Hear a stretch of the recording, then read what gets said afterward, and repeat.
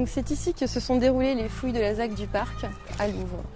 On a essentiellement découvert près de 300 sépultures de l'Antiquité tardive, donc du 4e au 5e siècle. Chaque individu dans une sépulture individuelle. Et autour du cercueil, on déposait des offrandes. On a près de 300 objets en céramique et 70 objets en verre intact, ce qui est exceptionnel sur une fouille. Un site exceptionnel donc par son histoire, mais aussi par son environnement. D'ici peu, les habitants de Louvres pourront traverser ce magnifique parc pour se rendre de la gare au centre-ville.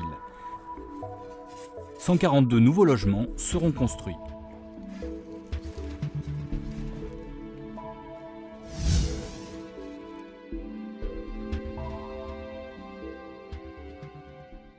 À proximité, l'Institut Paul Ricoeur, une école internationale privée sous contrat, accueille quelques 400 élèves de la maternelle au lycée. Et dans le château, la communauté de communes Roissy-Porte de France, propriétaire du parc, a aménagé des bureaux pour des services publics. Ce soir au musée Arkéa, les premiers résultats des fouilles de Louvre-Parc sont présentés. Et pour le maire, c'est bientôt l'heure de rendre le parc aux habitants. Très longtemps, depuis des décennies, les habitants font le tour de ce pavé de 7 hectares sans jamais rien voir, sans jamais pénétrer.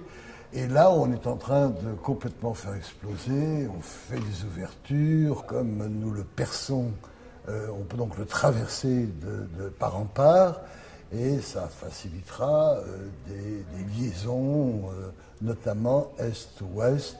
Je suis pressé d'attendre le printemps pour aller m'asseoir sur un de ces bancs à l'intérieur de ce parc et écouter les mamans promenant leurs petits-enfants, voir un peu ce qu'ils me racontent.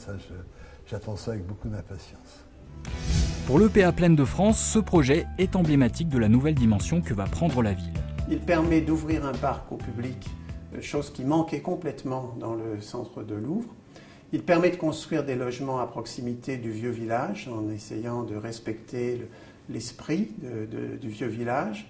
Il est en même temps à proximité d'un lycée privé international qui est très important pour le développement social du territoire et pour les jeunes du territoire et l'accès à l'emploi. Et en même temps, il préfigure d'une certaine façon ce qu'on va pouvoir faire dans le quartier, l'écoquartier de Louvres et Puiseux sur lequel nous travaillons par ailleurs.